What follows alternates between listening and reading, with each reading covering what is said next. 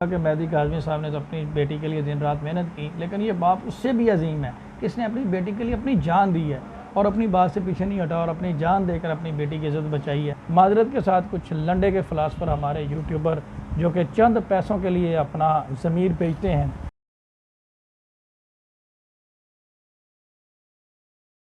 अस्सलाम वालेकुम, फ़याज़ रामे आप लोगों से मुखातिब है और उम्मीद है आप सब लोग ठीक होंगे और शुक्र अल्हम्दुलिल्लाह मैं भी ठीक हूँ। बात करेंगे हिजाब ज़ारा के हवाले से और मेरे साथ मौजूद हैं फैसल भाई जो कि हिजाब ज़ारा के हकीकी भाई हैं और रियाज साजिद साहब के हकीकी बेटे हैं। और जैसा कि आप जानते हैं कि हिजाब ज़ारा एक 13 साल नाबालिग बच्ची थी जिसको आज से तकरीबन साल डेढ़ साल पहले एक बदनाम ज़माना गैंग जो कि मनशियात, कत्ल और डकैती की वारदातों में मुलव्वस रहा है और दर्जन से ज़्यादा FIR इस गैंग के ऊपर दर्ज हैं और पहले भी जेल काट चुके हैं और आदी मुजरम हैं।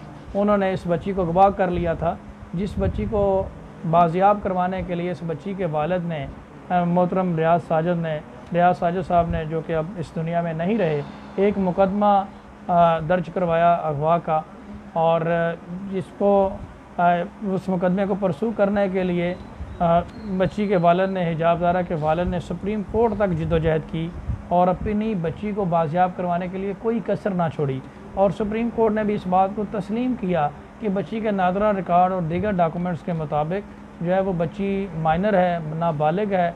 और लेकिन मुल्ज़मान इतने क्लेवर और इतने शायर थे, उन्होंने बच्ची को अगवा करने के बाद फ़ौरन से 164 का बयान करवा के एक तरफ़ा कार्रवाई करते हुए FIR खारिज करवा ली हुई थी। बाद अज़ां बच्ची के वालिद ने एक इस्तगासा प्राइवेट डायरेक्ट कंप्लेंट फ़ाइल की चाइल्ड रेस्ट्रेंट मैरिज एक्ट के तहत और पाकिस्तान पीनल कोड की दफ़ात अगवा और रेप के तहत, ताकि मुल्ज़मान को सज़ा करवाई जाए।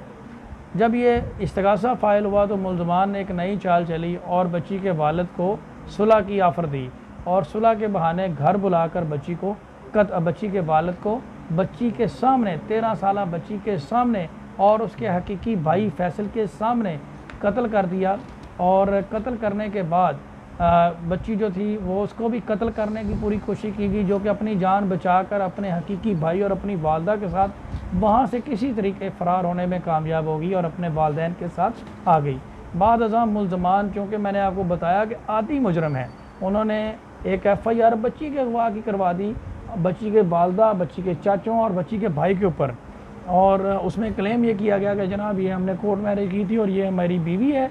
बच्ची के एक जबरी खामद की, एक जाली और जबरी खामद की जानिब से ये एक FIR करवाई गई और इसमें माजरत के साथ कुछ लंडे के फ़िलासफ़र हमारे यूट्यूबर जो कि चंद पैसों के लिए अपना ज़मीर बेचते हैं, उन्होंने इस बात का बड़ा जनाब चर्चा भी किया कि बच्ची की वालदा जो है वो उसने अगवा कर लिया है बच्ची को और जनाब बच्ची जो है वो उसको कत्ल कर दिया गया है।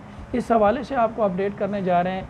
मैं आपको बताने जा रहा हूँ कि बिल आखिरकार ये मामला हाई कोर्ट में चला और बच्ची को अल्हम्दुलिल्लाह हाई कोर्ट ने नाबालिग करार देते हुए उस FIR की मौजूदगी में बच्ची को ये साबित हुआ कि वो FIR झूठी है और बच्ची की कस्टडी परमानेंटली तौर पर वालदैन के वालदा के हवाले कर दी है और अब बच्ची हमेशा के लिए वालदा के हिजाब ज़ारा अपनी वालदा के साथ रहेगी। उसके भाई मेरे साथ मौजूद हैं। फैसल भाई क्या हाल है? ठीक है अल्हम्दुलिल्लाह भाई, बिल्कुल ठीक ठाक। अच्छा फैसल भाई, आप थोड़ा बताएंगे कि आपके वालिद को किस तरह सुलह करने के बहाने वहाँ पे बुलाया गया और कत्ल किया गया और किस तरीके से ये एक जाली FIR करवाई गई और क्या क्या इल्ज़ामात आपके ऊपर लगाए गए? जिस वक्त हमने 491 की रिट दायर की थी हाई कोर्ट के अंदर ना, जी जी, तो मुल्ज़िम के भाइयों ने फ़ोन किया था मेरे चाचू को जी जी, कि आप आएँ, हम आपके साथ सुलह करते हैं। और बहल कुरान के ऊपर ये कहा था उन्होंने कि हम सुलह करते हैं, आप आएँ और डिस्कस करते हैं बैठ के, आप मेहरबानी करें 491 की रेट उठा लें। सही। तो जब एक चीज़ कुरान बीच में आ गई थी तो हमें इतबार करना पड़ा कि चलें ठीक है। ये तब की बात है जब आप सुप्रीम कोर्ट गए? जब आप सुप्रीम कोर्ट के बाद की बात है। जी जी। तो उस वक्त सर चाचू वगैरह आए इधर सुप्रीम कोर्ट, इधर लाहौर हाई कोर्ट में, वहाँ से हमने रेट उठाई और इनके साथ बातचीत की, लेकिन ये बिल्कुल मुकर गए साफ। और वहाँ हमारी काफ़ी सारी लड़ाई हुई इनके साथ, तो फिर मामला कुछ गैप आ गया अंदर। तो उसके बाद ईद करीब थी, ईद करीब की वजह से उन्होंने कहा कि आप आ जाएं, बैठ के इस मसले का हल निकालते हैं। दोबारा बुलाया? दोबारा बुलाया। तो बैठ के इस मसले का हल निकालते हैं। बच्ची भी रोती रहती है तो यार आप, तो उस वक्त अब्बू भी ईद की वजह से काफ़ी सारे डिस्टर्ब थे, तो मैं, चाचू, अम्मी और अबू चले गए, मतलब अब्बू और अम्मी पहले चले गए थे, फिर हम थोड़ी देर बाद गए थे, मतलब जिस वक्त उन्होंने कहा कि बातचीत हो गई आप आ जाएं। वहाँ गया तो तू तकरार हो गई इस बात पे कि भाई आप सुलह हो गई है हमारी, लेकिन हमारा मुतालबा था कि बच्ची को हमें दें, 10 दिन 15 दिन ईद हमारे साथ गुजारे, इतना अरसे का वक्फ़ा है हमारे अंदर, हालात मतलब कि अब्बू के तबीयत के नासाज थे, तो उन्होंने कहा कि नहीं बच्ची हम आपको नहीं देंगे, बच्ची यहीं रहेगी, सुलह हमारी आप हो गई, आप आएँ मिलें, ये वो जिस तरह एक कहानी होती। तो वहाँ से तू तकरार हुई।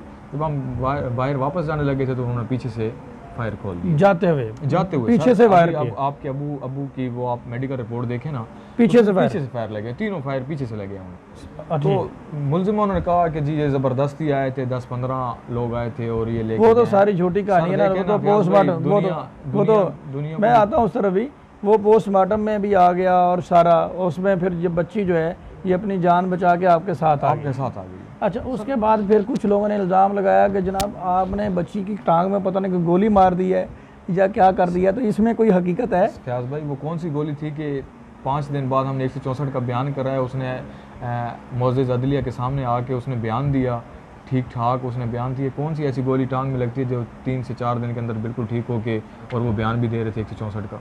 देखें, मुझे तो ये सारी हकीकत का पता है फैसल भाई, जैसे आपने बताया, क्योंकि मैं सारी ये जुडिशल प्रोसीडिंग में ख़ुद भी इस चीज़ का हिस्सा रहा हूँ और आपकी सारी चीज़ें देखता रहा हूँ। और बहुत ही अफसोस की बात है, ये जो 2 टके के यूट्यूबर हैं जो कि चंद पैसों की खातर अपना ज़मीर बेचते हैं, और इस बात को बुलाया गया जी बच्ची को फायर लग गया, पकड़ेगा सर ऐसे यूट्यूबर्स को, कोई मसला नहीं, बच्ची को जी फायर लग गया। और बाद बच्ची ने फिर 164 का बयान दिया, जिसमें उसने ये क्लियर कट बताया कि वो अपनी आज़ादाना मर्ज़ी के साथ अपनी वालदा के साथ आई, और उस बच्ची को, उसके वालिद को इन मुल्ज़मान ने कत्ल किया। अदालत के सामने उसने 164 का बयान दिया। बाद इन मुल्ज़मान ने लाहौर हाई कोर्ट में एक रिट पिटीशन फाइल की, मैं आपको बताता चलूँ, ब्लैकमेल करने के लिए कि जी हमारी बीवी को अगवा करके अपनी कस्टडी में हमसे जबरन रखा हुआ है, जिस पे मोअज़्ज़ज़ जस्टिस आलिया नीलम साहिबा ने DPO की मौजूदगी में इस बच्ची को तलब किया, और बच्ची के वालिदैन को चूँकि पता था कि वो हक पर हैं, और उन्होंने बच्ची को अदालत के पहली कॉल के ऊपर पेश किया आपने हाई कोर्ट। मैं ये थोड़ी सी आपके वो करूँ कि झूठी यूट्यूबर ने कहा था कि ये इतने दिनों से ये फ़रार थे, ये भागे हुए थे, आदिलिया नीलम जज बुलाती रही, ये इतने दिनों से नहीं आए, ये पहली पेशी पे क्यों नहीं आई। तो मैं क्लियर करना चाहूँ कि इन्होंने 16 तारीख को हमारी पहली डेट थी और 18 को हम पेश हुए थे। बिल्कुल सर, 16 तारीख को हमारी डेट थी, उस वक्त मतलब कि वालदा का एक्सीडेंट हुआ था, वो मैंने आपको जेन्युइन एक केस रिपोर्ट वो सब कुछ वो दिखाया था, वीडियो भी साथ दिखाई थी।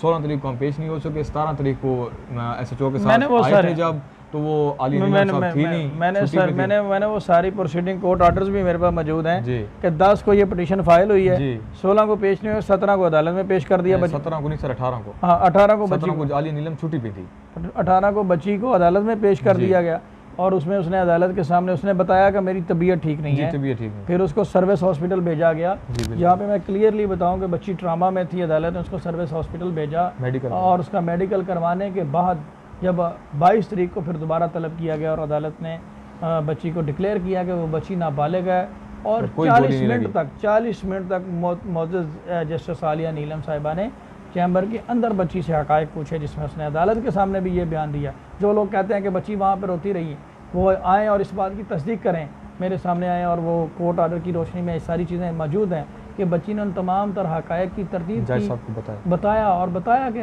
किस तरह उसके वालिद को उसकी आंखों के सामने कत्ल किया गया और उसको कत्ल करने की कोशिश की गई। इन तमाम तर चीज़ों को देखते हुए मुअज़्ज़ज़ जस्टिस आलिया नीलम साहब ने हमारी सदा को कबूल करते हुए इनकी रिट पिटीशन जो है वो उसी में इनके अगेंस्ट फ़ैसला किया, और बच्ची को वालिदैन के अगेंस्ट वालदा के साथ भेज दिया, और 40,000 रुपये इनको जुर्माना भी लाहौर हाई कोर्ट की जानिब से भरना पड़ा है।